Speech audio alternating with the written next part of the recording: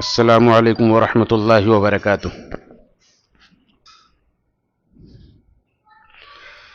ان الحمد للہ نحمده ونستعینه ونستغفره ونعوذ باللہ من شرور انفسنا ومن سیئات اعمالنا، من يهده الله فلا مضل له ومن يضلل فلا هادي له، واشهد ان لا اله الا الله وحده لا شريك له، واشهد ان محمدا عبده ورسوله، اما بعد فاعوذ بالله السميع العليم من الشيطان الرجيم من همزه ونفخه ونفثه، بسم الله الرحمن الرحيم۔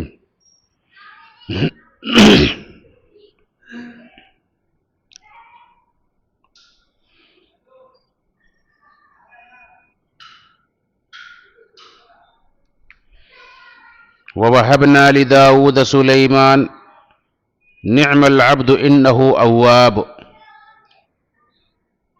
رب اشرح لي صدري ويسر لي أمري واحلل عقدة من لساني يفقه قولي، ربي زدني علما، سبحانك لا علم لنا إلا ما علمتنا إنك أنت العليم الحكيم، اللهم انفعنا بما علمتنا وعلمنا ما ينفعنا وزدنا علما۔ اللہ رب العالمین کا شکر، اس کا احسان ہے کہ اس نے ہمیں ایک بار پھر اپنے گھر میں بیٹھ کر اپنے نبیوں کے تذکرے کرنے اور سننے اور ان کے ذریعے سے اپنے ایمان کو مضبوط کرنے کی توفیق عطا فرمائی۔ اللہ تعالی ہم سب کی اس حاضری کو قبول فرمائے اور دنیا آخرت میں سعادت کا ذریعہ بنائے۔ اس سے پہلے حضرت داؤد علیہ السلام کی سیرت میں ہم نے ان کے بیٹے سلیمان علیہ السلام کا تذکرہ بھی ضمناً سنا تھا کہ کس طرح سے اللہ رب العالمین نے انہیں فیصلہ کرنے کی قوت عطا فرمائی تھی، کس طرح سے سوجھ بوجھ عطا فرمائی تھی۔ داؤد علیہ السلام کے کل 19 بیٹے تھے، جن میں سے سب سے چھوٹے بیٹے حضرت سلیمان علیہ السلام تھے، جنہیں اللہ رب العالمین نے بادشاہت میں اور نبوت میں اپنے باپ داؤد علیہ السلام کا وارث بنایا، اور خصوصی طور پر ان کا تذکرہ قرآن کریم کے اندر کئی مقام پر اس انداز میں کیا ہے، جیسے یہاں سورہ صاد کے اندر فرمایا وَوَهَبْنَا لِدَاوُودَ سُلَيْمَانَ، ہم نے داؤد کو سلیمان عطا فرمایا، یعنی ان کے بیٹے اور بھی تھے، لیکن سلیمان علیہ السلام کی خصوصیت اس سے ظاہر ہوتی ہے کہ ایک خاص بیٹا، ایک خاص اولاد عطا فرمائی۔ اور آگے اللہ نے خود تعریف فرمائی نعم العبد، کیا ہی بندہ تھا۔ انداز دیکھیں کہ کتنے بہترین بندے تھے اللہ کے، اور کتنے بہترین اولاد تھے داؤد علیہ السلام کے، کتنے بہترین وارث تھے۔ اللہ رب العالمین کا انداز دیکھیں، فرمایا کہ نعم العبد، کیا ہی بندہ تھا، یعنی کتنا بہترین بندہ تھا وہ اللہ کا۔ انہ اواب، مزید تعریف فرمائی کہ اللہ کی طرف بہت رجوع کرنے والے تھے، اپنے ہر معاملے میں اللہ کی طرف رجوع کرنے والے۔ جب بھی کسی غلطی کا احساس ہو اللہ سے توبہ کرنا، جب بھی اللہ کی کوئی نعمت پائے فوراً شکر بجا لانا، کثرت سے اللہ کی عبادت کرنا، اللہ کا ذکر کرنا، اور اپنے تمام معاملات کو اللہ کی طرف لوٹانا، اللہ کے حکموں پر قدم قدم پر یاد رکھنا، یہ سب کچھ داخل اور شامل ہے کہ جو بندہ اللہ رب العالمین کی طرف کثرت سے رجوع کرتا ہے اس کے لیے کہا جاتا ہے اواب، اللہ کی طرف رجوع کرنے والے۔ اور اللہ رب العالمین نے اس کے لیے ایک واقعے کا بھی تذکرہ کیا ہے، خاص موقع کا تذکرہ کیا ہے، جس موقع پر انہوں نے اس کا ثبوت بھی پیش کیا تھا۔ اللہ نے فرمایا اذ عرض علیہ بالعشی الصافنات الجیاد فقال انی احببت حب الخیر عن ذکر ربی حتی توارت بالحجاب،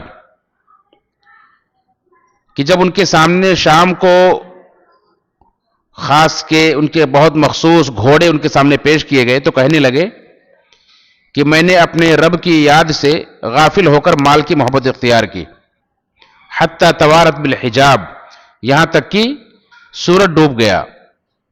ردوها علیہ، ان گھوڑوں کو میرے پاس واپس لے کر آؤ۔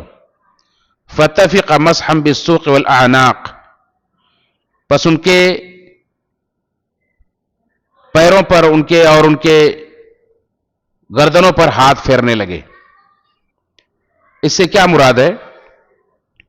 علماء نے کہا کہ انہیں اس بات کا احساس ہوا جب ان کے خاص گھوڑے جو اللہ رب العالمین کے راستے میں جہاد کرنے کے لیے انہوں نے پالے تھے، بڑے ہی خوبصورت اور بڑے ہی تیز رفتار گھوڑے تھے، جن کی صفت بیان کی گئی ہے کہ جو 3 پیر کو زمین پر رکھتے ہیں اور چوتھا پیر اٹھا کر کے رکھتے ہیں، اس کے صرف کھر کو زمین پر رکھتے ہیں.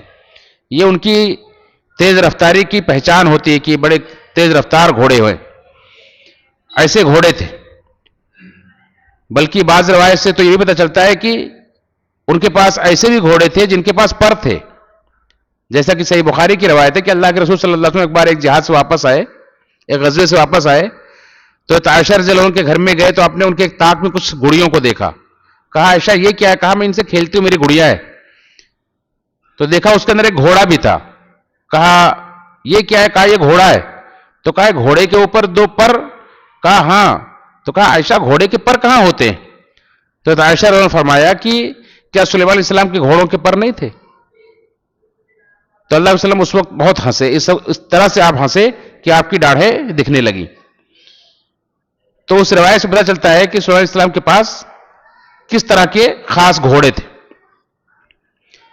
اور ان گھوڑوں کی نمائش ہو رہی تھی اور ان کے دیکھنے میں اس قدر مشغول ہو گئے تھے کہ سورج چھپ گیا، یعنی عصر کی نماز ان کی فوت ہو گئی تھی، جس کا انہیں افسوس ہوا.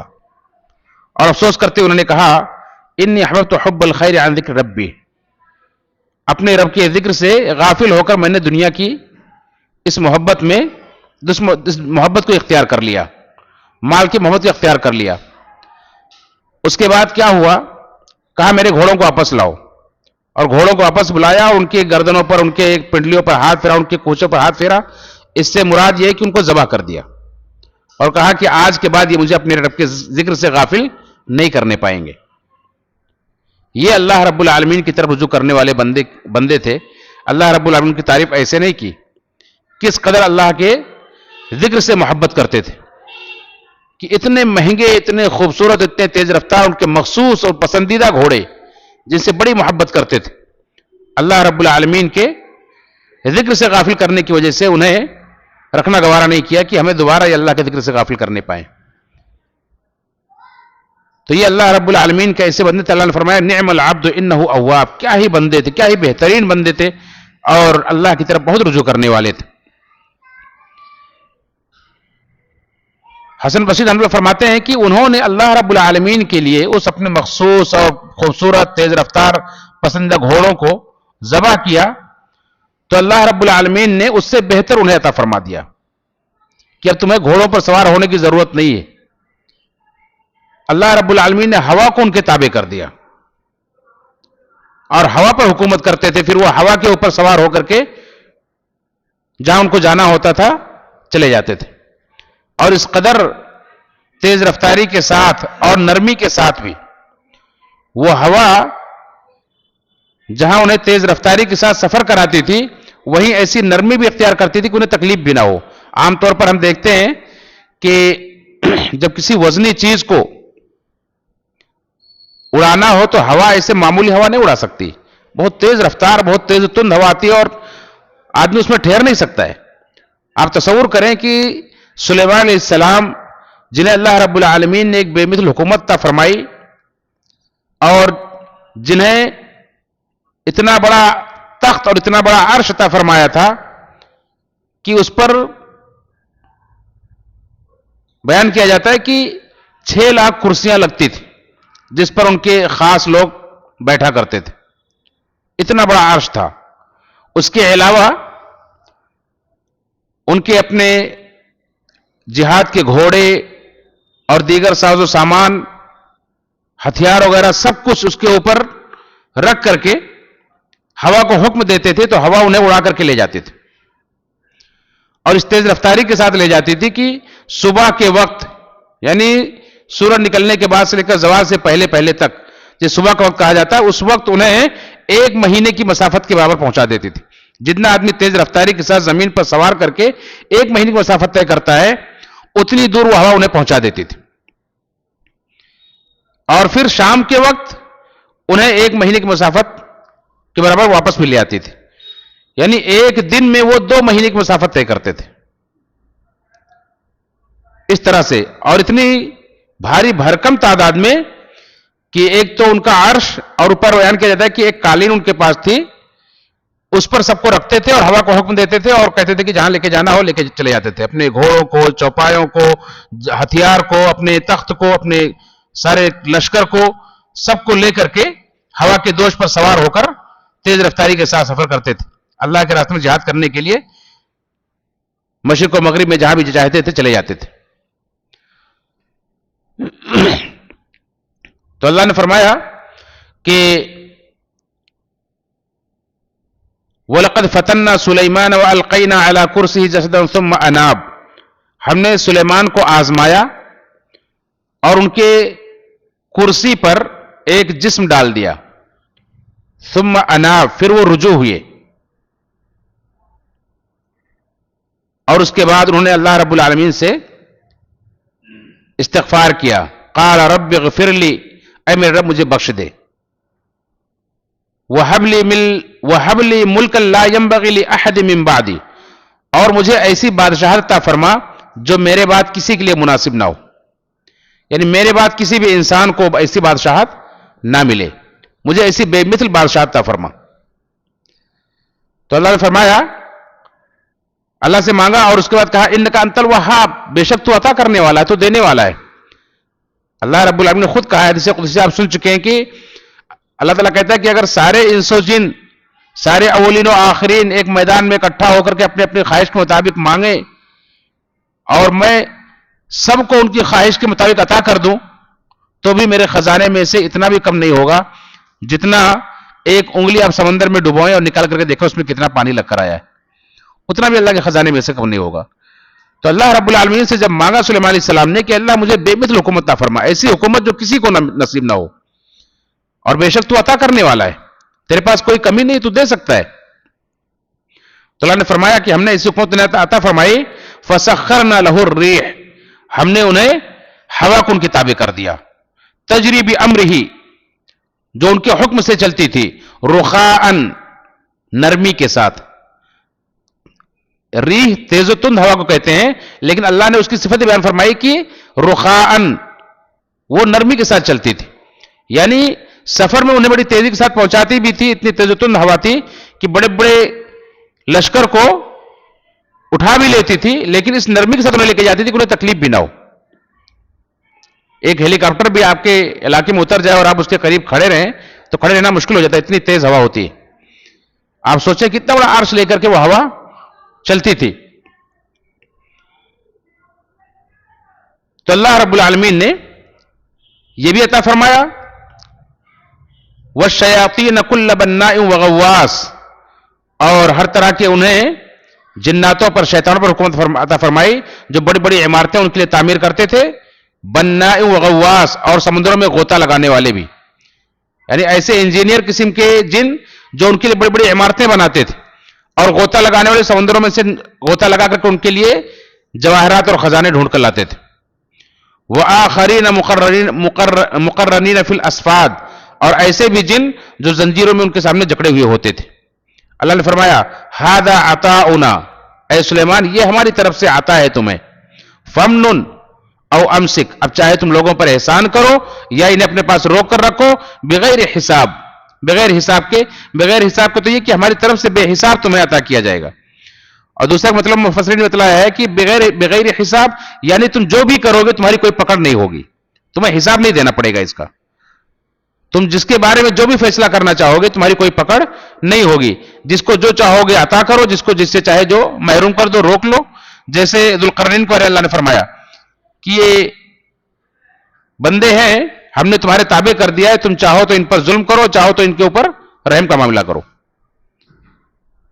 तो ऐसे अल्लाह रब्बुल आलमीन ने सारी लोग चीजों को उनके लिए मुसख्खर कर दिया और कहा कि तुम्हें इख्तियार दिया गया, तुम्हें बादशाहत दी गई, अब तुम चाहो तो उन्हें अता करो, चाहो तो उन्हें महरूम करो, उनसे रोक लो, तुमसे कोई मुहासबा नहीं होगा। और सिर्फ दुनिया के अंदर ही नहीं, وَإِنَّ لَهُ عِندَنَا لَزُلْفَى وَحُسْنَ مَآب، اور ہمارے پاس بھی تمہارے لیے ایک قرب ہے، ایک عمدہ مقام ہے، یعنی قیامت کے دن بھی تمہیں ایک خاص مقام عطا کیا جائے گا۔ تو اللہ رب العالمین نے ان کی تعریف فرمائی، ان کے اللہ سے کی طرف رجوع کرنے کی خوبی کو بیان کیا، اور اللہ رب العالمین نے ان کے قوت فیصلہ کا اور ان کی تدبیر کا، ان کی شکر گزاری کا بابا قرآن میں ذکر کیا ہے، اور اللہ رب العالمین نے اس بات کی بھی خوشخبری سنائی ہے کہ آخرت کے اندر بھی انہیں ایک اونچا مقام ملے گا۔ اگرچہ اللہ علیہ وسلم پیغمبروں میں سے ان کا شمار نہیں ہوتا ہے، لیکن اس کے بعد دیگر پیغمبروں میں ان کا ایک اونچا مقام ہے، سلیمان علیہ السلام کا۔ اللہ کے رسول صلی اللہ علیہ وسلم کو بھی اللہ رب العالمین نے یہ اختیار دیا تھا۔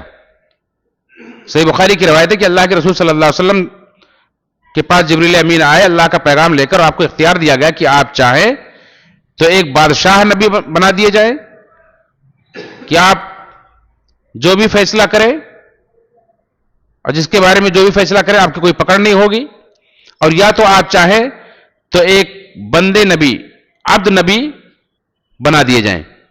تو اللہ کے رسول صلی اللہ علیہ وسلم جبریل امین کی طرف سوالیہ نظروں سے دیکھا، یعنی آپ نے ان سے گویا کہ مشورہ طلب کیا، تو انہوں نے آپ کو مشورہ دیا کہ آپ بندہ نبی بن کر رہنا قبول کیجئے، خاکساری اللہ کو قبول ہے، زیادہ پسند ہے، تو آپ بادشاہت قبول مت کیجیے۔ اللہ کے رسول نے بادشاہت قبول نہیں کی، اور اللہ کے رسول نے ایک بندہ نبی بن کر کے رہنا گوارا کیا۔ یہ اس ضمن میں اللہ رب العالمین نے جو انہیں آزمائش میں ڈالا اور ان کی کرسی پر ایک جسم ڈال دیا، تو اس کے بعد انہیں اپنی غلطی کا احساس ہوا، پھر انہوں نے اللہ سے مغفرت مانگی، اور اللہ رب العالمین سے انہوں نے بادشاہت مانگی۔ اس کی تفصیل کیا ہے، اس کی وضاحت کیا ہے، اس سلسلے میں اکثر مفسرین یہ کہتے ہیں کہ جس طرح سے اللہ رب العالمین نے دیگر انبیاء کو آزمایا، سب کو آزمایا، ویسے اللہ رب العالمین نے انہیں بادشاہت دے کر کے دنیا کے اندر آزمایا اور اسی کا تذکرہ کیا ہے۔ اور ان کے ایک کرسی پر کون سا جسم ڈال دیا تھا، اس کا تذکرہ کہیں قرآن کریم کی یا کسی حدیث سے کوئی وضاحت نہیں ملتی، ان کی جسم بس اللہ رب العالمین نے اس کا تذکرہ اتنا ہی کیا ہے، اور اس کی اور مزید وضاحت نہیں ملتی۔ ہاں ایک صحیح بخاری کی حدیث ہے، لیکن اس کو بعض مفسرین نے اس سے جوڑا ہے، مگر واضح طور پر اس طرح سے حدیث کے اندر وضاحت نہیں پائی جاتی ہے کہ وہ اسی موقع پر واقعہ پیش آیا تھا اور اس کا اس سے کوئی تعلق ہے اس آیت سے، اس طرح سے نہیں ملتا ہے، بلکہ وہ ایک الگ اللہ علیہ وسلم نے ایک واقعہ سنایا تھا کہ ایک بار سلیمان علیہ السلام نے کہا کہ آج رات میں اپنی سب بیویوں کے پاس جاؤں گا، ہم بستری کروں گا، اور ان سے اللہ تعالیٰ ایک اولاد دے گا جو شہسوار ہوگا، اللہ کے راستے میں جہاد کرے گا، سب بیویوں سے جہاد ایک اولاد پیدا ہوگی اور اللہ کے راستے میں جہاد کریں گے۔ وہ 70 یا 90 بیویاں تھیں، صحیح بخاری کی روایت ہے۔ چنانچہ وہ گئے، لیکن انہوں نے انشاءاللہ نہیں کہا، اور اپنی سب بیویوں کے ساتھ ایک ہی رات انہوں نے ہم بستری کی۔ بہت سارے لوگ جو قرآن و سنت کو اپنے عقل کی کسوٹی پر پرکھتے ہیں، وہ اس کا انکار بھی کرتے ہیں کہ یہ کیسے ممکن ہے، ایک آدمی ایک رات میں 90 بیویوں کے پاس جائے، یہ تو ممکن نہیں ہے۔ لیکن اللہ رب العالمین ہر چیز پر قادر ہے، وہ جس کو جو چاہے قدرت عطا فرما سکتا ہے۔ عقل میں جو نہ آئے اسی کو تو معجزہ کہتے ہیں، اور وہ اللہ کے نبی ہیں، صحیح احادیث سے ثابت ہے، اللہ رب العالمین نے انہیں عطا فرمایا، لیکن انشاءاللہ انہوں نے نہیں کہا، جس کی وجہ سے کوئی بیوی حاملہ نہیں ہوئی، صرف ایک بیوی حاملہ ہوئی، اور اس سے جو بچہ پیدا ہوا وہ بھی ادھورا پیدا ہوا، آدھا بدن اس کا مفلوج تھا۔ تو بہت سارے مفسرین کہتے ہیں کہ اسی واقعے کی طرف اشارہ ہے کہ اس واقعے اس بچے کو ان کی کرسی پر گویا کہ لا کر ڈال دیا گیا کہ یہ تمہارا وارث ہے، یہ تمہاری اولاد ہے۔ ظاہر سی بات ہے کہ جس جذبے کے ساتھ انہوں نے اللہ کے راستے میں جہاد کرنے کی نیت سے یہ کام کیا تھا تو اس سے بڑی مایوسی ہوئی، لیکن جو بندہ اللہ کی طرف رجوع کرنے والا ہو اس کے لیے اس کے مایوسی کا گزر نہیں۔ ہاں اپنی غلطی کا احساس ہوا کہ میں نے انشاءاللہ نہیں کہا۔ اللہ کے رسول صلی اللہ علیہ وسلم نے خود اس حدیث کو بیان کرتے ہوئے فرمایا کہ اگر وہ انشاءاللہ کہہ دیتے تو ہر بیوی سے ایک شہسوار پیدا ہوتا اور سب اللہ کے راستے میں جہاد کرتے، لیکن انہوں نے انشاءاللہ نہیں کہا تھا۔ تو خیر اللہ رب العالمین سے پھر اسی موقع پر انہوں نے یہ دعا کی کہ اللہ مجھے ایسی حکومت عطا فرما جو کسی کو نصیب نہ ہو. تو اللہ رب العالمین نے یہ حکومت انہیں عطا فرمائی. اور اللہ کے رسول صلی اللہ علیہ وسلم نے اس کا تذکرہ اپنی حدیث کے اندر کیا ہے, جیسا کہ صحیح بخاری کی روایت ہے, کہ بلکہ صحیح مسلم کے اندر بھی ہے کہ اللہ کے رسول صلی اللہ علیہ وسلم ایک بار نماز پڑھ رہے تھے, اور نماز پڑھتے ہوئے آپ نے اپنی نماز میں کہا اللہ اعوذ باللہ منکا, اعوذ باللہ منکا, اعوذ باللہ منکا, اور آپ نے یہ بھی کہا کہ میں تجھ پر اللہ کی لعنت بھیجتا ہوں, میں تجھ پر اللہ کی لعنت بھیجتا ہوں, یہ بھی آپ نے کہا. تو صحابہ نے بعد میں پوچھا کہ اللہ کے رسول صلی اللہ علیہ وسلم, آج آپ نے جس طرح سے نماز میں یہ کام کیا اس سے پہلے ہم نے کبھی نہیں سنا کہ آپ نماز میں اعوذ باللہ منکا کہہ رہے تھے اور لعنت بھیج رہے تھے. آپ نے فرمایا کہ میرے پاس ابلیس لعین آیا تھا, شیطان آیا تھا, جو آگ کا گولا لے کر کے میرے چہرے پر مارنا چاہتا تھا, میری نماز کو خراب کرنا چاہتا تھا. تو میں نے اس سے اللہ کی پناہ مانگی, اللہ نے اسے میرے قابو میں کر دیا. میں نے اس کا گلا پکڑ کر زور سے گھونٹا اور دبایا, اور اگر مجھے میرے بھائی سلیمان کی دعا یاد نہ آ جاتی تو میں اسے مدینہ کے مسجد کے کھمبے سے باندھ دیتا اور صبح کو بچے اس سے کھیلتے تھے. لیکن اللہ کے نبی سلیمان علیہ السلام کی دعا یاد آ گئی کہ رب اغفر لی وہب لی ملک لا ينبغی لاحد من بعدی, اے میرا مجھے بخش دے اور مجھے ایسی بادشاہت عطا فرما جو میرے بعد کسی کو مناسب نہ ہو, اس لیے میں نے اسے چھوڑ دیا. تو اس طرح سے اللہ رب العالمین نے انہیں یہ بادشاہت عطا فرمائی تھی. اور کس قدر بادشاہت عطا فرمائی تھی اس کا ہلکا سا تذکرہ میں نے کیا کہ اتنا بڑا عرش ان کے پاس تھا کہ جس پر 6 لاکھ کرسیاں لگتی تھی اور قریبی لوگ بیٹھتے تھے. اس کے علاوہ جنوں کی بھی فوج تھی, بڑے بڑے عمارت تعمیر کرنے والے جن تھے, اور سمندر میں غوطہ لگانے والے بھی تھے. اس کے علاوہ زنجیروں میں جکڑے ہوئے جن بھی تھے, پرندوں پر بھی حکومت کرتے تھے, اور یہاں تک کہ ہوا پر بھی حکومت کرتے تھے. ظاہر سی بات ہے بہت بڑی حکومت تھی. اس کا حدود اربع بیان کیا جاتا ہے کہ ملک شام, اردن اور افریقہ کے علاقے, ان سب پر ان کی حکومت تھی. بہت دور دراز ان کی حکومت تھی, اور پرندوں کی اور دیگر مخلوق کی بولیاں بھی اللہ رب العالمین نے سمجھنے کی صلاحیت دی تھی. سب پر حکومت بھی کرتے تھے, سب کی بولیاں بھی سمجھتے تھے, سب سے بات چیت بھی کرتے تھے. اللہ رب العالمین نے 2 مخلوق کا تذکرہ کیا اس سلسلے میں, اور اللہ رب العالمین کے کس قدر شکر گزار تھے اس کا تذکرہ بھی کیا ہے ان دونوں واقعے کے اندر, کہ کس طرح سے اللہ رب العالمین کا شکر ادا کرتے تھے.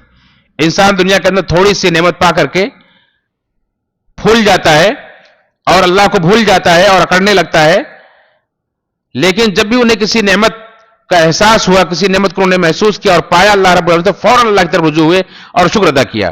جیسے اللہ نے ذکر کیا سورہ نمل کے اندر دونوں واقعے بیان کیے. اس سے پہلے دنیا کے بادشاہوں کا واقعہ بیان کیا ہے کہ فرعون کو دیکھیں کس قدر تکبر اس کے اندر پایا جاتا تھا کہ انا ربکم الاعلی کا دعویٰ کرتا تھا. آخر اس کا انجام کیا ہوا کہ اللہ رب العالمین نے اسے دنیا کے اندر ہی ذلت و رسوائی کا شکار کر دیا اور اسے غرق کر کے اس کا قصہ ختم کر دیا. اور آخرت کے اندر بھی صبح و شام اس کے اوپر جہنم پیش کی جا رہی, اور وہ جہنمیوں کا سرغنہ بن کر کے وہاں داخل ہوگا. اس کے مقابلے میں اللہ رب العالمین اپنے شکر گزار بندے سلیمان علیہ السلام کا تذکرہ کیا کہ وَحُشِرَ لِسُلَيْمَانَ جُنُودُهُ مِنَ الْجِنِّ وَالْإِنسِ وَالطَّيْرِ فَهُمْ يُوزَعُونَ.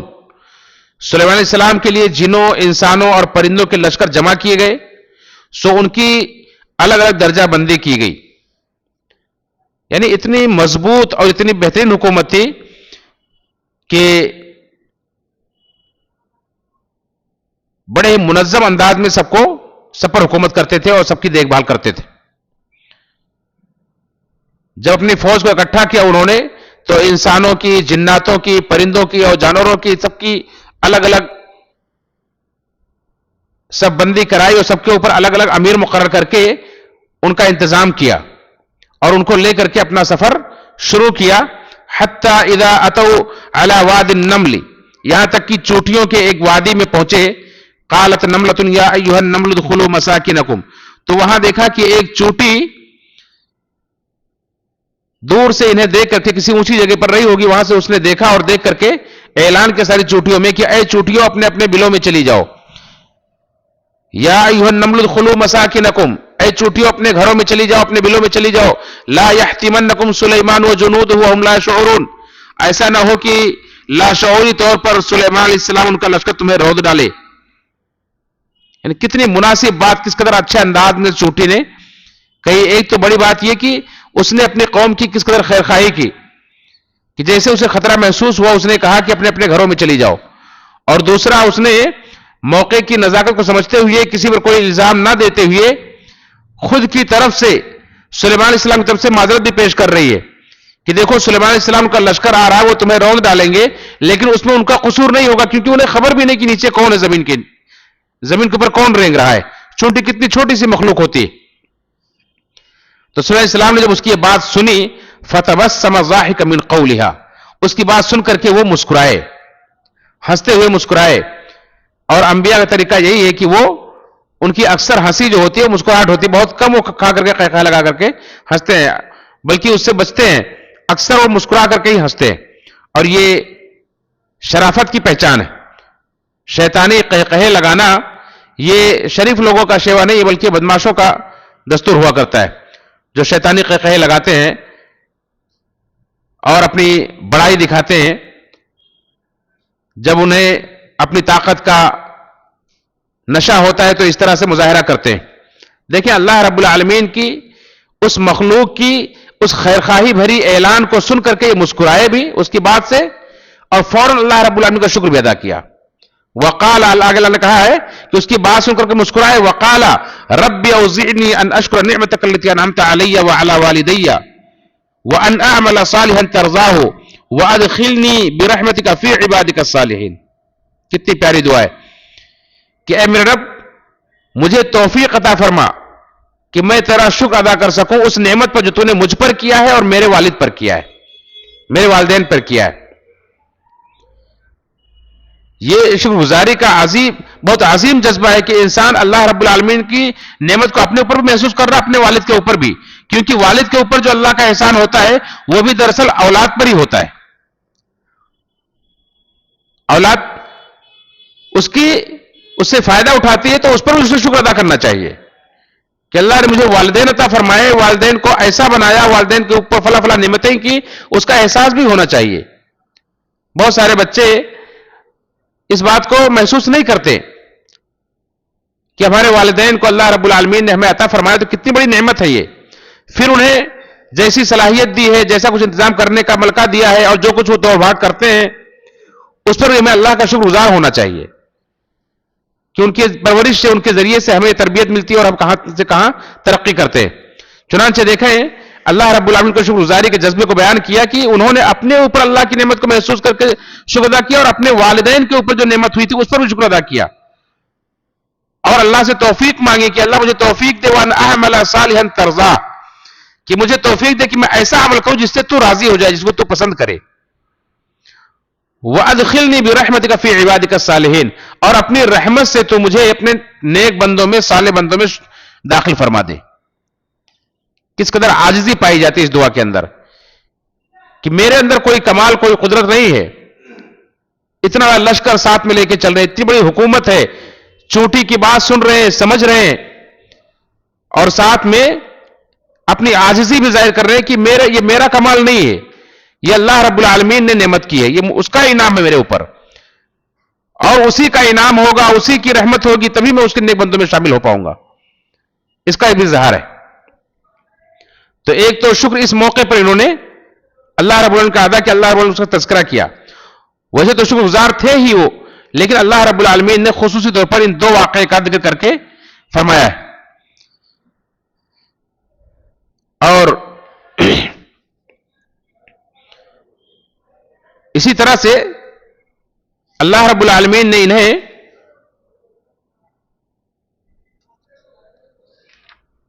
چوٹی کے ساتھ ساتھ دیگر مخلوق اور پرندوں کی بھی بولی سمجھنے کی توفیق عطا فرمائی تھی. ان سے بھی بات کرتے تھے, ان کی بات سمجھتے تھے. جیسا کہ فرمایا اللہ نے وَوَرِثَ سُلَيْمَانُ دَاوُودَ وَقَالَ يَا أَيُّهَا النَّاسُ عُلِّمْنَا مَنطِقَ الطَّيْرِ وَأُوتِينَا مِنْ كُلِّ شَيْءٍ, کہ اللہ نے سلیمان علیہ السلام کو داؤد کا وارث بنایا.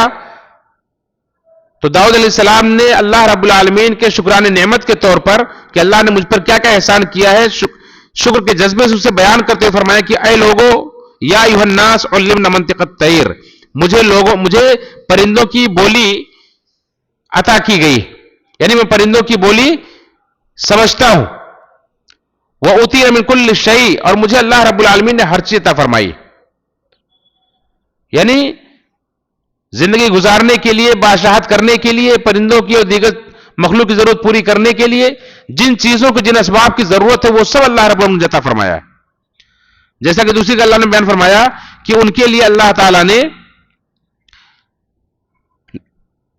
لوہے کا, تانبے کا پگھلا ہوا چشمہ بھی انہیں عطا فرمایا تھا. اصلنا لہو عین القطر, اللہ نے فرمایا ہم نے ان کے لیے تانبے کا چشمہ بھی عطا فرمایا تھا. یعنی صرف تانبا نہیں بلکہ وہ تانبا پگھلا ہوا بہتا ہوا باقاعدہ چشمہ تھا جس سے جو آسانی کے ساتھ چاہے بنا لے. چنانچہ وہ جنوں کے ذریعے سے بڑی بڑی عمارتیں بناتے تھے.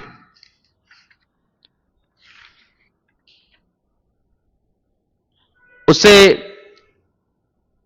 بڑی بڑی عمارتیں بناتے تھے, تماثیل اور مجسمے اور تصویریں بناتے تھے. اب وہ تصویریں کیسی ہوتی تھی؟ بعض مفسرین نے کہا کہ غیر جاندار کی ہوتی تھی. بعض مفسرین کہتے ہیں کہ تمثیل کے اندر جاندار بھی آتے ہیں, جاندار بھی بناتے تھے, لیکن وہ ان کی شریعت میں جائز تھا, ہماری شریعت کے اندر جائز نہیں ہے کہ جاندار کی تصویر بنائے. اللہ کے رسول نے منع کیا ہے کہ جاندار کی تصویر نہیں بنانا چاہیے, ورنہ کل قیامت کے دن اللہ تعالیٰ سزا دے گا. بلکہ حدیث کے اندر ہے کہ سب سے سخت سزا ان لوگوں کی ہوگی جو تصویریں بناتے ہیں جانداروں کی. ان سے کہا جائے گا کہ اس کے اندر روح ڈالو, اور جب وہ نہیں ڈال پائیں گے تو اللہ انہیں سزا دے گا. لیکن ان کی شریعت کے اندر اللہ رب العالمین نے جائز کیا تھا, اس لیے اللہ رب العالمین کے دیے ہوئے اذن سے اور دی ہوئی توفیق سے وہ بناتے تھے. اور ایسے بڑے بڑے ڈیک بناتے تھے جو زمین سے اٹھائے نہ جا سکیں, جمے ہوئے زمین پر ٹھہرے ہوئے بڑے بڑے ڈیک بناتے تھے. اور یہ سب ان کی ضرورت تھی, سارے مخلوق کا انتظام کرنا تھا, انہیں کھلانے پلانے کے لیے ضرورت پڑتی تھی, اس لیے بڑے بڑے ڈیکچے بناتے تھے. اللہ نے فرمایا یعملون لہ ما یشاء من محاریب وتماثیل وجفان کالجواب قدور الراسیات, کہ وہ جو چاہتے تھے ان کے لیے بناتے تھے. قلعے, بڑے بڑے تعمیر اور مجسمے اور بڑے بڑے پیالے اور لگن جیسے تالاب ہوں, تالاب ہی سے بڑے بڑے دیگیں بناتے تھے جو ایک ہی جگہ پر رکھی رہتی تھی. اللہ نے فرمایا اعملوا آل داؤد شکرا, اے آل داؤد شکر کے لیے عمل کرو. وقلیل من عبادی الشکور, اور میرے شکر گزار بندے بہت تھوڑے. تو اللہ رب العالمین نے ان کے شکر کی تعریف بھی کی اور انہیں شکر کرنے کا حکم بھی دیا, اور وہ شکر گزار تھے بھی, شکر کرتے بھی تھے. جیسا کہ یہاں آپ نے سنا. اس کے علاوہ اسی سورہ نمل کے اندر ایک اور واقعی طرف اللہ نے اشارہ کیا ہے کہ ایک بار ایسا ہوا کہ سلیمان علیہ السلام نے اپنے رعایا کی حاضری لی تو دیکھا کہ ہدہد پرندہ غائب ہے. ہدہد پرندہ غائب ہے. ایک چھوٹا سا پرندہ ہوتا ہے, بہت چھوٹا سا ہوتا ہے, آپ دیکھے ہوں گے کہ اس کے اوپر اس کا جسم جو ہوتا ہے پیچھے کا حصہ کالا اور سامنے کا حصہ پیلا ہوتا ہے, اور اس کے اوپر سفید سفید دھاریاں ہوتی ہیں اس کے پروں پر, اور سر پر ایک تاج کے جیسا چوٹی ہوتی ہے, اس کی چونچ لمبی ہوتی ہے. آج کے دور میں تو آپ گوگل پر سرچ کر کے معلوم کر سکتے ہیں. اتنا چھوٹا سا پرندہ ان کے رعایا میں سے غائب رہا تو اس پر انہوں نے محاسبہ کیا اور بڑی سختی کے ساتھ محاسبہ کیا. کہا کہ ما لی لا اری الہدہد, مجھے کیا ہو گیا ہے کہ میں ہدہد کو نہیں دیکھ پا رہا ہوں. ام کان من الغائبین, کیا مجھے نظر نہیں آ رہا یا حقیقت میں وہ غائب ہے؟ اور اگر ایسی بات ہے وہ غائب ہے تو میں اسے سزا دوں گا.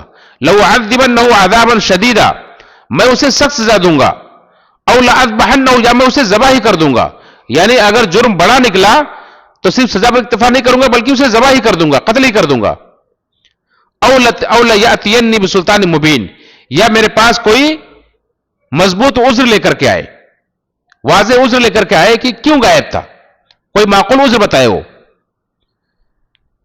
جہاں یہاں بہت سارے مفسرین نے ایک واقعہ بیان کیا ہے عبداللہ بن عباس رضی اللہ عنہ کے حوالے سے، یعنی قرآن میں یا حدیث میں کہیں اس کا ذکر نہیں ہے، اور نہ ہی مفسرین کہتے ہیں، جسے عبدالرحمن سعدی رحمہ اللہ کہتے ہیں کہ تحقیق سے بھی بات پتہ نہیں چلتی ہے کہ واقعی ہدہد زمین کے اندر کی تہوں میں کہاں پانی بہ رہا ہے اسے جان لیتا ہے. اس کا تحقیق سے بھی کوئی کہیں کچھ پتہ نہیں چلا ہے، لیکن اس کے تلاش کیے جانے کی اور اس کو غائب پانے کی یہ وجہ بتلائی گئی ہے. مفسر نے بتلایا کہ چونکہ ہدہد پرندہ زمین کے اندر کہاں پانی ہے یہ جان لیتا تھا، اس لیے صلی اللہ علیہ وسلم ایک بار سفر کر رہے تھے، کسی صحرا و جنگل میں تھے اور وہاں انہیں پانی کی ضرورت پڑی، اس لیے انہوں نے ہدہد کو طلب کیا، تو ہدہد نظر نہیں آیا، اس لیے انہوں نے اسے طلب کیا. لیکن کہتے ہیں کہ ایک تو یہ بات بھی معقول نہیں لگتی، کئی اسباب اس کے ہو سکتے ہیں. ایک تو اللہ رب العالمین نے اتنی بڑی حکومت عطا فرمائی تھی، ان کے پاس ہوا پر حکومت تھی کہ ایک جہاں چاہے آسانی کے ساتھ ایک مہینے کی مسافت طے کر سکتے تھے صبح کے وقت میں، تو انہیں پانی تو آسانی سے مل جاتا تھا. دوسری بات یہ کہ اس بات کی بھی کوئی تحقیق نہیں ہے کہ واقعی ہدہد پرندے کو زمین کے اندر چھپے ہوئے پانی کا علم ہو جاتا ہے. تیسری بات یہ ہے کہ کیا پورے رعایا میں صرف ایک ہی ہدہد تھا؟ اور بھی تو پرندے ہوں گے، لیکن اس ایک مخصوص کی غیر حاضری کو کیوں وہاں نوٹ کیا گیا؟ تو یہ عذر، یہ ایک تفسیر درست نہیں لگ رہی ہے. درست یہ ہے کہ یہ ان کا نظم ضبط تھا کہ اپنی رعایا کی خبرگیری اس حد تک وہ کرتے تھے کہ چھوٹا سا پرندہ بھی اگر رعایا میں سے غائب رہے تو اس کی بھی باز پرس کرتے تھے. ایک آدمی چند انسانوں کے اوپر حکومت کرتا ہے تو ان کی دیکھ بھال ٹھیک سے نہیں کر پاتا ہے، وہ انسانوں کے ساتھ ساتھ جنوں اور پرندوں کے بھی اوپر حکومت کرتے تھے لیکن کسی سے غافل نہیں رہتے تھے. یہ ان کی مضبوط حکومت کی دلیل ہے اور ثبوت ہے کہ کس قدر بہترین بادشاہت انہیں اللہ نے عطا فرمائی تھی اور کتنی بہترین بادشاہت وہ انجام دیتے تھے. اور یہ ایک انسان کی عادل بادشاہ کی بہت بڑی خوبی ہے. چنانچہ انہوں نے جب اسے نہیں پایا تو یہ اعلان کیا، لیکن تھوڑی دیر کے بعد وہ ہدہد پرندہ آ گیا. فمکث غیر بعید، تھوڑی دیر گزری تھی کہ وہ آ گیا. دیکھیں ہدہد کو بھی اس بات کا احساس تھا کہ میری وہاں تلاش ہو رہی ہوگی، اس لیے وہ بھی زیادہ دیر تک غائب نہیں رہ سکتا تھا، اسے وہاں پہنچنا لازم تھا. ایک انسان جب جانتا ہے کہ میرا ذمہ دار حساس ہے اور وہ لاپرواہ نہیں ہے تو اس کی رعایا بھی اسی حساب سے تربیت پاتی ہے اور اسی حساب سے اپنے کام کو انجام دیتی. تو ہدہد کو بھی ان کی بادشاہت کا پتا تھا کہ وہ کس طرح کے کس مزاج کے ہیں، اس لیے اس نے اپنی حاضری دینی مناسب سمجھی. چنانچہ وہ آیا تو اس نے آتے ہی کہا کہ میں آپ کے پاس ایسی خبر لے کر آیا ہوں جس کا آپ کو بھی پتا نہیں ہے. میں قوم سبا کی خبر لے کر آیا ہوں. قوم سبا یمن کے اندر ایک قوم ہے جو اس وقت جس کی حکمرانی ایک عورت کر رہی تھی، یعنی جو بادشاہ آخری گزرا تھا اس کا کوئی لڑکا نہیں تھا، اس لیے اس نے اپنی بیٹی کو حکمرانی عطا کی تھی.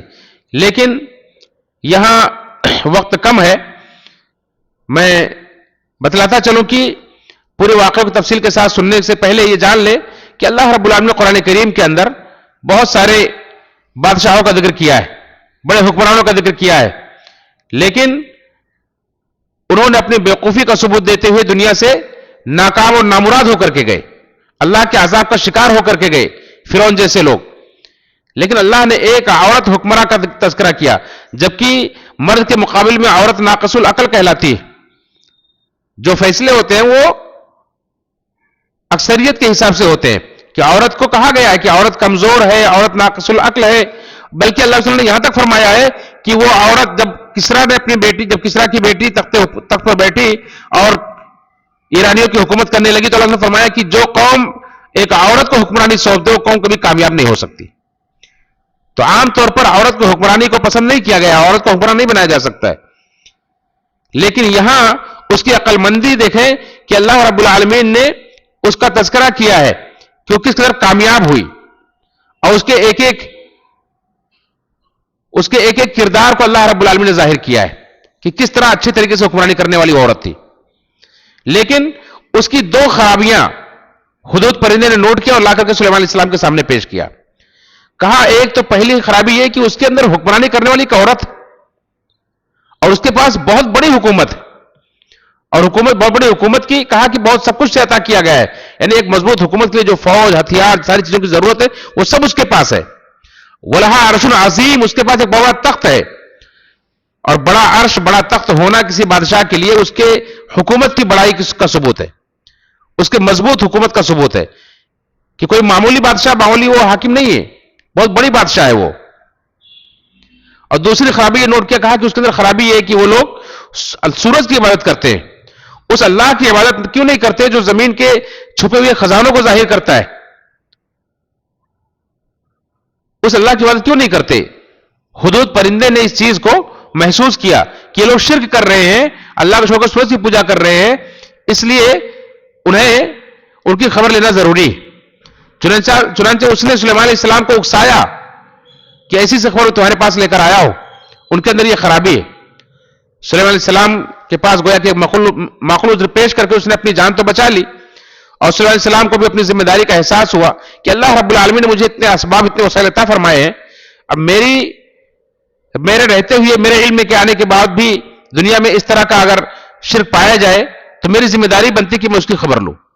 چنانچہ انہوں نے کہا کہ میں دیکھوں گا کہ تم صحیح کہہ رہے ہو یا جھوٹ کہہ رہے ہو، یہ میرا خط لے کر کے جاؤ اور اسے پیش کرو. اور انہوں نے بڑا مختصر اور بہت ہی جامع ترین خط لکھا انہ من سلیمان، یہ خط سلیمان علیہ السلام کی طرف سے ہے، وانہ بسم اللہ الرحمن الرحیم، اور اس اللہ کے نام سے ہے جو رحمان ہے، رحیم ہے. اللہ تعالی علیہ واتونی مسلمین، میں تمہیں یہ حکم دیتا ہوں، یہ پیغام دیتا ہوں کہ تم میرے پاس فرما بردار ہو کر کے آ جاؤ اور میرے اوپر سرکشی نہ کرو، میرے حکم کی خلاف ورزی مت کرنا. یہ ایک دعوت تھی دونوں حیثیت سے کہ اتنی بڑی بادشاہت اللہ نے مجھے عطا کی ہے، لہذا میرا حکم تمہیں ماننا ضروری ہے، اور میں کوئی دنیا کا دنیاوی بادشاہ نہیں بلکہ اللہ کا نبی بھی ہوں. تو نبی ہونے کے ناطے میں تمہیں حکم دیتا ہوں کہ تم مسلمان ہو کر کے آؤ، اسلام کو قبول کرو، اسی میں تمہارے لیے عافیت ہے. اگر تم سرکشی کرو گے میرا حکم ماننے سے، اسلام قبول کرنے سے، تو پھر تمہارے لیے ٹھیک نہیں ہوگا، تمہارے اوپر ایسی فوج لے کر آؤں گا جس کا تم مقابلہ نہیں کر سکتے. چنانچہ اس حدود پرندے سے کہا کہ تم ہی لے کر کے جاؤ. یہ پرندہ لے کر کے گیا اور کہا کہ اس کے پاس یہ خط ڈال دینا اور وہاں سے ہٹ جانا اور ہٹ کر کے دیکھنا کہ اس کا کیا ریئیکشن ہوتا ہے، وہ کیا کرتی ہے. چنانچہ پرندہ لے کر کے گیا، خط وہاں ڈال دیا، اور خط ڈالنے کے بعد سائڈ میں ہو کر کے وہ سارے کاروائی کو نوٹ کرنے لگا. اس ملکہ نے جو ابھی تیار ہو رہی تھی سورج کی پرستش کے لیے، اپنے آپ کو تیار کر رہی تھی، اس نے دیکھا کہ میرے پاس ایک پرندے کے ذریعے سے خط ڈالا گیا، تو بڑی حیران ہوئی کہ کس کا خط ہے. اور اس کے بعد جب اس کا مضمون پڑھا تو اور متاثر ہوئی کہ کوئی معمولی خط نہیں ہے، یہ تو اللہ رب العالمین کے نام سے شروع کیا گیا ہے اور مجھے دو ٹوک انداز میں حکم دیا گیا ہے. چنانچہ اس نے کوئی کاروائی کرنے سے پہلے جو طریقہ ہے وہ اختیار کرتے ہوئے اپنے درباریوں کو طلب کیا اور فوراً مشورہ کیا اور کہا کہ میرے درباریوں تو مجھے مشورہ دو، میں کیا کروں؟ تم جانتے ہو کہ تمہارے مشورے کے بنا میں کچھ نہیں کرتی ہوں. یہ بہترین طریقہ ہے حکومت کرنے کا کہ تمہارے مشورے کے بنا میں کچھ نہیں کرتی ہوں، لہذا اس معاملے میں مجھے مشورہ دو. اور فوجیوں نے، ان کے درباریوں نے اپنا مشورہ دیا کہ اگر آپ ان کا حکم نہیں ماننا چاہتی ہیں تو ہم ڈرنے والے لوگ نہیں ہیں، ہمارے پاس طاقت ہے، قوت ہے، ہم مقابلہ کر سکتے ہیں، ہم آپ کے لیے جان کی بازی لگانے کے لیے تیار ہیں، لیکن اگر اس کے علاوہ تمہارا کچھ ارادہ ہے تو تم جو فیصلہ کرو ہمیں منظور ہے، تمہارا جو فیصلہ ہوگا وہ ہمیں منظور ہے. اس طرح سے انہوں نے اپنی رائے بھی ظاہر کر دی اور ان کے اوپر، بادشاہ کے اوپر ڈال دیا کہ یہ ہماری رائے ہے اور اس کے بعد تمہارا جو بھی فیصلہ ہوگا ہمیں منظور ہوگا، کیونکہ وہ بھی اپنی حکمراں سے مطمئن تھے، جانتے تھے کہ بہترین فیصلے کرنے والی. چنانچہ اس نے بھی بہترین سمجھداری کا قدم اٹھاتے ہوئے اس نے کہا کہ کوئی بھی کاروائی کرنے سے پہلے ان کے بارے میں بھی جاننا ضروری ہے، ان کے مزاج کو سمجھنا ضروری ہے، تو میں پہلے کچھ ہدیے بھیجتی ہوں. اس ہدیے کا فائدہ یہ ہوگا کہ ان کے مزاج کا بھی پتہ چلے گا کہ چاہتے کیا ہیں اور ان کی کچھ خبر بھی ملے گی. تو اپنے بہت ہی ہوشیار لوگوں کو لے کر کے اس نے کچھ سونے کی اینٹیں اور دیگر جواہرات اور بہت سارے تحفے تحائف جمع کر کے اس نے بھیجا. سلیمان علیہ السلام کے پاس لے کر کے آئے. سلیمان علیہ السلام نے دیکھا تو کہا کہ تم اپنے ہدیے کے ساتھ خوش رہو، اللہ نے مجھے جو کچھ عطا فرمایا ہے تمہارے اس سے کہیں بہتر ہے، میں اس کا طالب نہیں ہوں، اور اگر تم نہیں آتے تو میں تمہارے پاس ایسی فوج لے کر کے آؤں گا جس کا تم مقابلہ نہیں کر سکو گے. انہوں نے یہ کہہ کر کے لوٹا دیا اور ٹھکرا دیا. کہ ہدیہ دے کر کے مجھے خوش کرنے کی کوشش نہ کرو، کیونکہ ایک نبی شرک کو کبھی گوارا نہیں کر سکتا ہے اور اسے سمجھوتا نہیں کر سکتا ہے، اس لیے نہیں قبول کیا۔ خیر جب وہ گئے واپس اور سب کچھ انہیں بتایا، اور بتانے کے بعد اس نے یہی فیصلہ لیا کہ اب جانا ہی چاہیے۔ اس نے اپنے فوج کو، درباریوں کو، سب کو لے کر کے وہاں سے نکلی۔ سلیمان علیہ السلام کو خبر ملی کہ وہ نکل چکی، وہاں سے آ رہی ہے، تو اپنے درباریوں میں اعلان کیا کہ کون ہے جو اس کے آنے سے پہلے پہلے اس کا عرش لا کر کے یہاں پہنچا دے۔ مفسرین کہتے ہیں کہ اس کا عرش سونے کا تھا، جواہرات جڑے ہوئے تھے اور بہت بڑا عرش تھا۔ اور ایک طاقتور جن نے کہا کہ میں اس کے عرش کو، اس کے تخت کو آپ کے پاس، آپ کی مجلس برخاست کرنے سے پہلے پہلے پہنچا سکتا ہوں، اور میں اس پر امانت دار ہوں، میں کسی قسم کوئی خیانت نہیں کروں گا، میں اس کے بدلے میں کوئی دوسرا عرش لا کر کے آپ کو دھوکہ نہیں دوں گا، میں امانت دار ہوں، میں سچا ہوں۔ اور ان کی مجلس کی برخاست کرنے کا وقت کیا تھا کہ صبح سے لے کر کے چاشت کے وقت یا زوال کے وقت کا ٹائم تھا۔ چنانچہ ابھی اس نے اپنی بات رکھی تھی کہ دوسرے ایک اللہ کے نیک بندے نے، جس کے پاس کتاب کا علم تھا، اس مومن بندے نے کہا کہ آپ اپنی پلک جھپکائیں، اتنی مدت میں آپ کے سامنے تخت حاضر کر سکتا ہوں۔ اب یہ کون تھا؟ مفسرین نے کئی باتیں کہی ہے کہ یہ بھی کوئی جن نہیں تھا، لیکن اس جن سے، جو طاقتور جن تھا، اس کے مقابلے میں یہ علم والا جن تھا، جس کے بنا پر اللہ نے اسے خاص پاور دیا تھا۔ یا خود سلیمان علیہ السلام ہی تھے جنہوں نے کہا کہ میرے اندر اللہ نے مجھے طاقت دی کہ میں اس کو پلک جھپکتے لا سکتا ہوں۔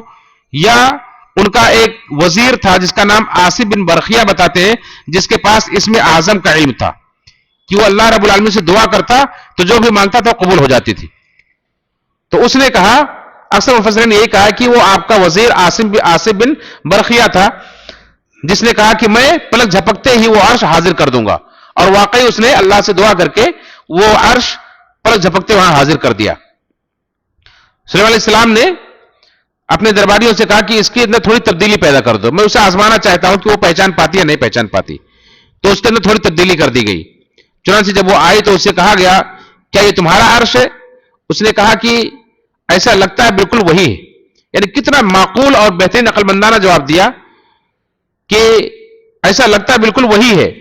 یہ کہہ کر اس نے نہ اپنی بے عقلی کا ثبوت دیا کہ پہچان نہیں سکی، اور نہ اس نے اس بات کا انکار کیا کہ وہ کہاں، میرا عرش تو میرے ملک میں ہے، یہاں کہاں آ سکتا ہے، اس کا بھی اس نے انکار نہیں کیا۔ اس نے کہا ایسا لگ رہا ہے کہ بالکل وہی ہے، اور واقعی وہی تھا، لیکن بالکل وہی نہیں تھا، کیونکہ اس کے اندر تبدیلی کی جا چکی تھی۔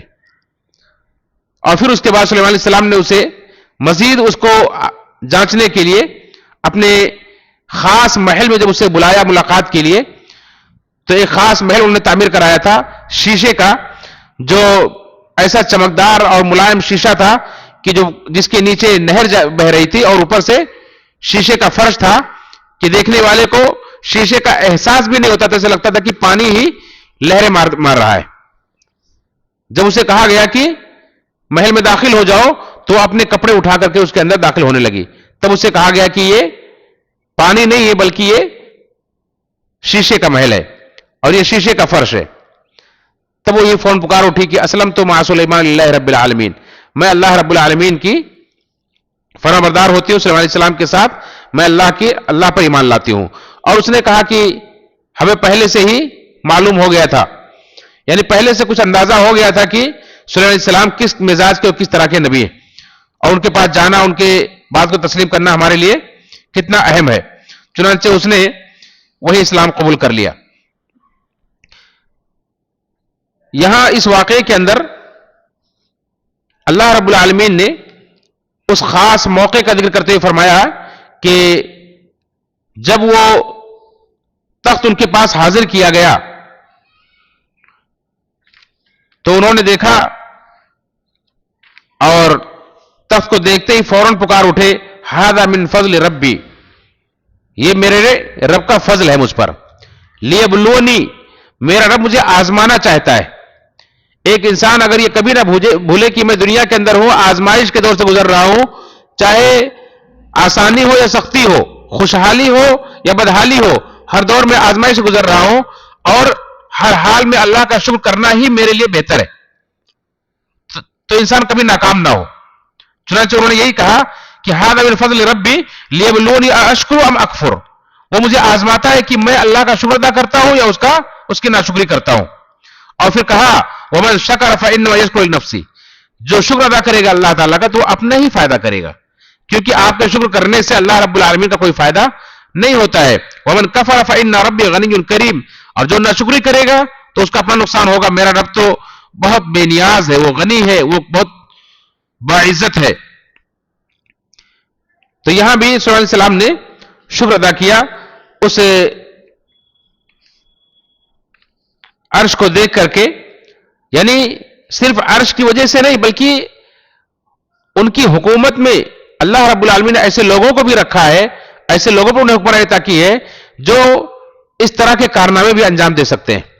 اللہ رب العالمین نے انہیں یہ عظیم نعمت کا بھی ادراک کرایا اور احساس کرایا کہ دیکھیں اتنا تیزی کے ساتھ پلک جھپکتے ہی ایک عظیم اور بڑا بھاری بھرکم تخت اور عرش ایک لمبے فاصلے تقریباً 1500 میل کے فاصلے سے 1500 میل کے فاصلے سے پلک جھپکتے وہاں حاضر کر دیا گیا. کوئی دنیا دار بادشاہ ہوتا تو غرور سے اور فخر سے اس کا سینہ پھول جاتا، لیکن فوراً اللہ رب العالمین کے سامنے انہوں نے شکر ادا کیا اور شکرانے کا سجدہ ادا کیا. اس طرح سے اللہ رب العالمین نے اس کا تذکرہ کیا ہے. یہاں اس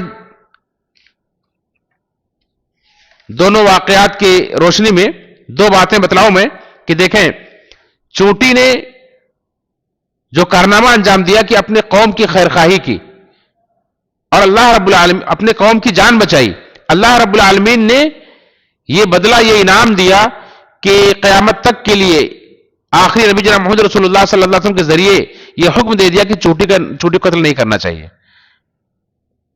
اور ہدہد نے توحید کا پیغام پہنچایا، شرک کو ناپسند کیا، سلیمان علیہ السلام کے ذریعے سے اتنی بڑی ملکہ کو، اس کی رعایا کو اسلام میں داخل کروایا، شرک کا خاتمہ کر کے توحید سے انہیں مالا مال کیا. تو اللہ رب العالمین نے اس پر بھی احسان کیا کہ اس کی پوری نسل قیامت تک کے لیے محفوظ کر دیا کہ ہدہد کو بھی قتل کرنا جائز نہیں. چنانچہ صحیح بخاری کی روایت ہے اللہ نے فرمایا کہ 4 جانوروں کو قتل کرنا جائز نہیں ہے، ایک ہدہد اور چونٹی اور لٹورا اور شہد کی مکھی، یہ 4 پرندوں کو قتل نہیں کرنا چاہیے. تو ہمارے لیے درس اور سبق یہ ہے کہ اگر ہم بھی اپنے قوم کی خیرخواہ بنے، انہیں فائدہ پہنچانے والے بنے، ان کی حفاظت کرنے والے بنے تو اللہ ہمیں ضائع نہیں کرے گا. دوسری بات یہ کہ توحید اللہ رب العالمین کی وہ عظیم دولت و عظیم نعمت ہے کہ اگر ہم اس کے پاسدار بنے تو اللہ رب العالمین بھی ہمیں ضائع نہیں کرے گا اور نہ کسی کو ہم پر غلبہ عطا فرمائے گا، بلکہ اللہ تعالی ہمیں ہر جگہ عزت، سربلندی اور اونچا مقام عطا فرمائے گا اور ہماری حفاظت فرمائے گا. یہ درس اور سبق ہے اس کے اندر. اس کے علاوہ سلیمان علیہ السلام کو اللہ رب العالمین نے بہت سارے ان سے کام بھی لیے، جیسے کہ کچھ چیزوں کا آپ نے ذکر سنا. اسی طرح سے بیت المقدس کی تعمیر بھی اللہ رب العالمین نے ان کے ہاتھوں سے کروائی کہ وہ پہلے تو ان کے دادا اسحاق علیہ السلام نے بلکہ یعقوب علیہ السلام نے تعمیر کی تھی. اللہ سے پوچھا گیا کہ سب سے پہلا گھر اللہ کی عبادت کے لیے کون سا تعمیر کیا گیا، تو آپ نے فرمایا خانہ کعبہ، جبرائیل علیہ السلام نے تعمیر کیا. پوچھا گیا اس کے بعد، تو کہا بیت المقدس. کہا دونوں درمیان فاصلہ کتنا ہے، تو آپ نے فرمایا کہ 40 سال کا فاصلہ ہے. تو یعقوب علیہ السلام نے اس سے پہلے تعمیر کیا تھا، لیکن مضبوط اور مستحکم بنیادوں پر سلیمان علیہ السلام نے جنوں کے ذریعے سے تعمیر کروایا. تو جب جن وہ تعمیر کر رہے تھے، کام مکمل نہیں ہوا تھا کہ ان کی موت کا وقت آ گیا. اللہ رب العالمین نے انتظام کیا کہ سلیمان علیہ السلام لکڑی پر ٹیک لگائے ہوئے بیٹھے ہیں یا کھڑے ہیں اور جن کام کر رہے ہیں، تقریباً سال بھر اسی حالت میں، اسی پوزیشن میں رہ گئے.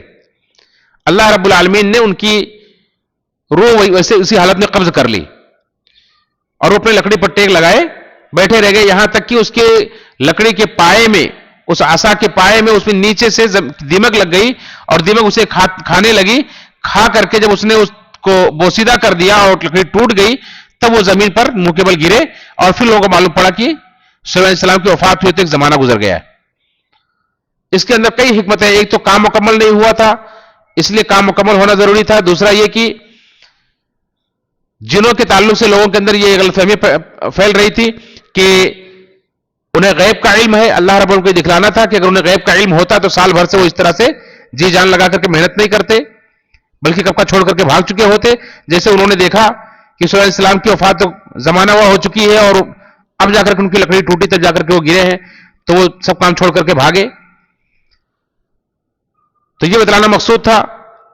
اور سلیمان علیہ السلام کے زمانے میں جادو کا بڑا رواج تھا. سلیمان علیہ السلام نے اسی لیے بہت سارے شیطانوں کو جو لوگوں کو جادو سکھاتے تھے ان کو قید کر کے رکھا تھا, جیسا کہ ہے کہ مقررین فی الاسفاد, بیڑیوں میں جکڑ کے رکھا تھا, اور جو ان کی کتابیں تھیں اس کو اپنے عرش کے پائے میں نیچے چھپا دیا تھا, جو بعد میں جنہوں نے شیطانوں نے نکالی اور بعد میں لوگوں کو یہ غلط فہمی پھیلائی کہ سلیمان علیہ السلام کے پاس تو کوئی اللہ کی دی ہوئی کوئی حکومت نہیں تھی, اللہ کے نبی نہیں تھے, بلکہ ان کے پاس جادو کا علم تھا جس کے ذریعے لوگوں پر حکومت کرتے تھے.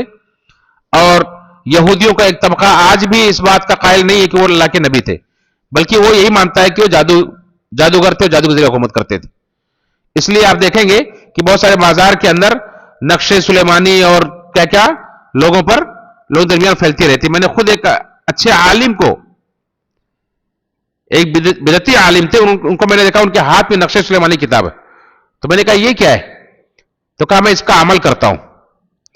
یعنی تعویذ گنڈے وغیرہ کی کتاب لوگوں نے بنا رکھی ہے. ایسے یہودی بھی اس بات کے قائل تھے کہ سلیمان علیہ السلام جادو جانتے تھے. اللہ رب العالمین کی تردید کی سورہ بقرہ نے فرمایا کہ وما کفر سلیمان ولکن الشیاطین کفروا, سلیمان علیہ السلام نے کفر نہیں کیا تھا. جادو سیکھنا یہ کفر ہے, جادو سیکھنا یہ کفر ہے, اور جادوگر کا حکم ہے کہ اس کو قتل کر دیا جائے. لہذا سلیمان علیہ السلام نے کفر نہیں کیا تھا, وہ جادو انہوں نے نہیں سیکھا تھا, لیکن شیطانوں نے کفر کیا. وہ لوگوں کو جادو سکھاتے تھے اور لوگوں کو جادو سکھاتے تھے کہ میاں بیوی کے درمیان جدائی پیدا کر دے. اللہ نے فرمایا کہ حالانکہ ان کا جادو بھی اس وقت تک کامیاب نہیں ہو سکتا جب تک اللہ کی طرف سے اذن نہ ہو, کہ اگر اللہ کا اذن نہ ہو تو میاں بیوی کے درمیان جدائی نہیں کر سکتے, یا ان کا جادو اثر انداز نہیں ہو سکتا ہے. اس لیے مومنوں کو, اہل ایمان کو اللہ رب العالمین پہ بھروسہ کرنا چاہیے, اور جادو وغیرہ سے بہت ڈرنا چاہیے, اور نہ اس کی طرف مائل ہونا چاہیے, اس سے بچنا چاہیے. یہ دنیا کے اندر ایک آزمائش ہے جو اللہ تعالیٰ نے بابل کے اندر دو فرشتوں پر, ہاروت اور ماروت پر نازل کیا تھا. وہ لوگوں کو یہ کہہ کر کے سکھاتے تھے کہ دیکھو ہم اللہ کی طرف سے آزمائش ہیں اور تم اسے مت سیکھو. لیکن اس کے باوجود بھی جو دنیا پرست ہوتے ہیں وہ اس کی طرف مائل ہوتے ہیں, دنیا دار ہی جادو کی طرف جاتے ہیں, اور جادوگروں کا انجام اچھا نہیں ہوتا ہے. وہ اگر اسلامی حکومت ہے تو ان کا قتل کرنا ان کے بارے میں حکم ہے, اور وہ کفر کرتے ہیں. اور اگر کوئی انہیں قتل نہ بھی کرے تو دنیا کے اندر سے بڑی ذلت و رسوائی کے ساتھ ان کا خاتمہ ہوتا ہے, جیسا کہ بہت ساری شہادتیں موجود ہیں. تو یہ سلیمان علیہ السلام تھے جن کا تذکرہ میں نے حضرات کے سامنے کیا. ان کی موت کا بھی تذکرہ کیا. ان کی عمر کتنی تھی اس کے تعلق سے ملتا ہے کہ 50 سال سے کچھ زیادہ ان کی عمر تھی, اور ان کی اولاد, ان کے بیٹے کتنے تھے اس کا کوئی تذکرہ, کوئی تفصیل نہیں ملتی ہے, نہ احادیث کے اندر نہ تاریخ کے اندر. لیکن ایک بیٹے کا تذکرہ ملتا ہے کہ رجعام, ان کے بعد ان کا ایک بیٹا جس کا نام رجعام تھا, جن کی امی کا نام نعمہ تھا, یہ اپنے باپ سلیمان علیہ السلام کے بعد بنی اسرائیل کے حکمراں ہوئے, اور انہوں نے تقریباً 17 سال تک حکومت کی. اس کے بعد بنی اسرائیل ٹکڑے ٹکڑے ہو گئے تھے اور پھر بکھر گئے تھے. یہ چند باتیں تھیں اللہ رب العالمین کے پیغمبر سیدنا سلیمان علیہ السلام کے تعلق سے, جو اللہ رب العالمین کے شکر گزار بندے تھے, اللہ کی طرف رجوع کرنے والے بندے تھے, اور اللہ رب العالمین نے بے مثل حکمرانی عطا فرمائی تھی. پھر بھی انہوں نے دنیا کی طرف مائل ہونے کے بجائے غرور اور فخر و تکبر کی طرف جانے کے بجائے اللہ رب العالمین کے سامنے عاجزی اختیار کرنا, اللہ کا شکر ادا کرنا اپنے لیے شیوا بنایا, اور اللہ رب العالمین دنیا آخرت کے اندر انہیں اونچا مقام عطا فرمایا. اللہ تعالیٰ سے دعا ہے رب العالمین ہم سب کو بھی شکر گزار بندہ بنائے اور کثرت سے اپنے رب کی طرف رجوع کرنے والا بنائے. آمین. تقبل یا رب العالمین. واخر دعوانا الحمد للہ رب العالمین.